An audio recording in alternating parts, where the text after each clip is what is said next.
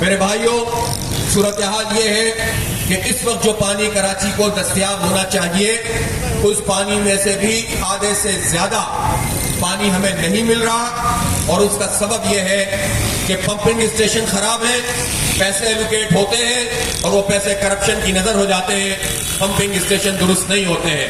دوسرا بحران ہوتا ہے کہ الیکٹرک کے بل انہوں نے ادا نہیں کیے، کہ الیکٹرک کے سوئی گیس کے بل ادا نہیں کیے، کہ الیکٹرک والے ان کی بجلی کاٹنے کی بات کرتے ہیں لیکن سوئی گیس والے کہ الیکٹرک کو گیس کی سپلائی اس لیے بند نہیں کرتے کہ الیکٹرک کی جو انتظامیہ ہے وہ ساری حکومتوں کی منظور نظر ہے۔ یہ حکومت کا کام ہے کہ عوام کے اس مسئلے کو حل کرے، کس کا بل کس کو دینا ہے یہ ہمیں نہیں معلوم، ہمیں پانی چاہیے، ہمیں بجلی چاہیے اور ہمیں گیس چاہیے، لیکن حکمران طبقہ اپنے مفادات کو پیش نظر رکھتا ہے، جس کے نتیجے میں کراچی میں یہ ایک شدید بحران پانی کا موجود ہے۔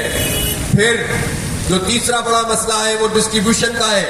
یہاں پر لائن مینوں کا ایک نیٹ ورک ہے جو پسند کے لوگوں کو پیسے لے کر پانی کی سپلائی کرواتا ہے، اور یہ پورا نیٹ ورک کراچی شہر کے اندر چل رہا ہے۔ رشوتیں دے دے کر لوگوں کو پانی فراہم کیا جاتا ہے اور لوگ بھی مجبور ہو جاتے ہیں کہ وہ کیا کریں، اگر لائن مین کو رشوت نہیں دیں گے تو ان کی بستی کے اندر پانی آئے گا ہی نہیں۔ اور رشوتوں کا یہ نظام ہے، اور یہ کراچی کے وہ لوگ ہیں جو کراچی پاکستان کو سب سے زیادہ ٹیکس دیتا ہے۔ ابھی پچھلے دنوں عمران خان صاحب نے قوم سے شکوہ کیا کہ لوگ کہتے تو ہیں کہ ہمارے مسائل حل نہیں ہوتے لیکن لوگ ٹیکس نہیں دیتے، مسائل کیسے حل ہوں گے؟